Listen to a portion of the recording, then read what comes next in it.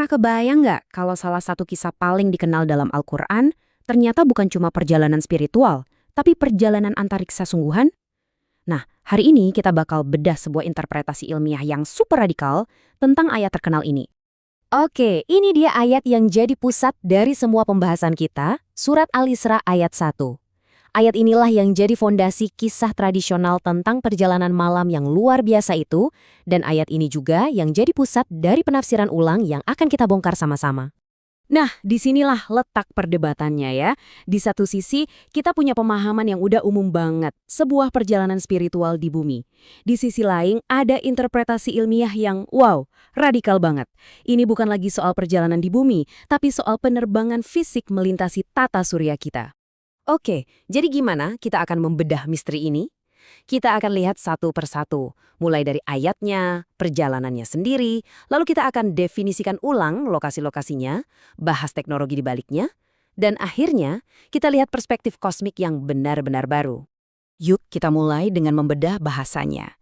Karena ternyata pilihan kata-kata dalam ayat ini itu memegang kunci yang sangat penting tentang sifat perjalanan itu sendiri.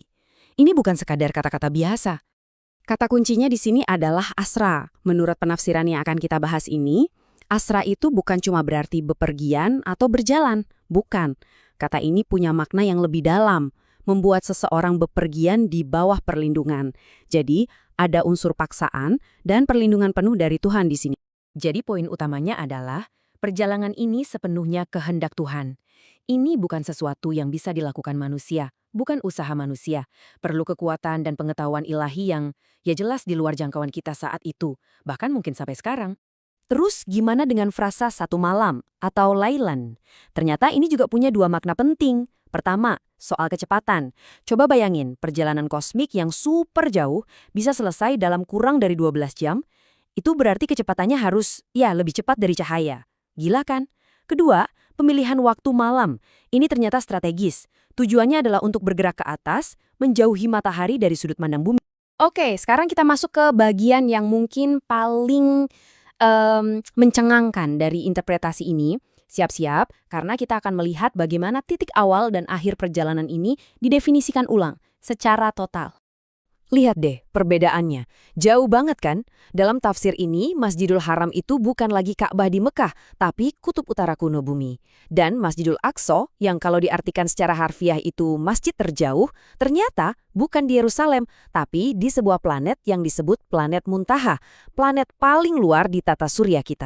Biar kebayang sejauh apa itu, jarak ke planet Muntaha ini lebih dari 4 miliar mil.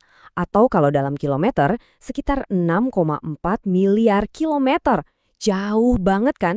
Ini jelas skala yang sama sekali berbeda dari perjalanan antara Mekah dan Yerusalem.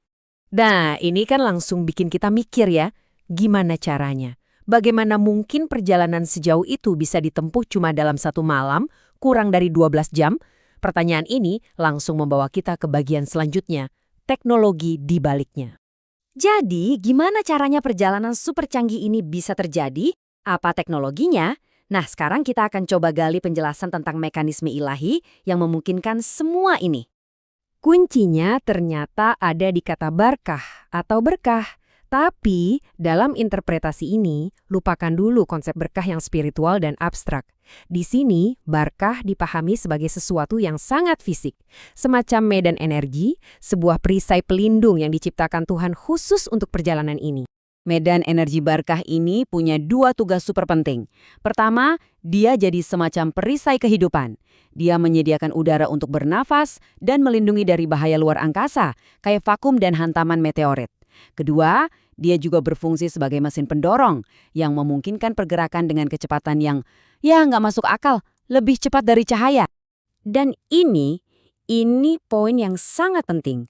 Menurut tafsir ini, justru karena butuh perlindungan fisik seperti barakah inilah, ini jadi bukti paling kuat kalau perjalanannya itu perjalanan fisik sungguhan, bukan mimpi, bukan pengalaman spiritual semata, ini nyata. Oke, jadi kita udah tahu bagaimana perjalanannya. Sekarang pertanyaannya, untuk apa? Apa tujuan dari perjalanan kosmik ini? Mari kita lihat gimana semua potongan puzzle ini menyatu untuk mengungkap apa yang sebenarnya diperlihatkan selama perjalanan itu.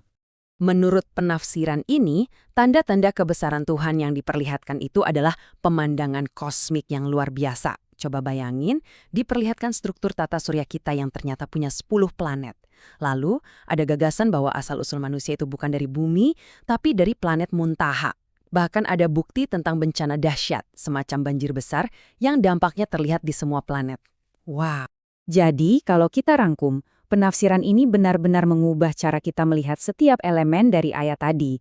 Asrah jadi perjalanan yang dilindungi, lokasinya jadi kosmik, Barkah jadi teknologi ilahi, dan penglihatannya jadi observasi fisik. Semua ini menyatu jadi satu narasi kosmologis yang sama sekali baru. Pada akhirnya, mau kita setuju atau tidak dengan teori ini, interpretasi ini memunculkan satu pertanyaan besar yang menarik untuk kita renungkan. Sejauh mana sih sains modern bisa membuka cara pandang baru, bahkan yang paling radikal sekalipun, dalam kita membaca dan memahami teks-teks kuno yang sudah ada ribuan tahun bersama kita?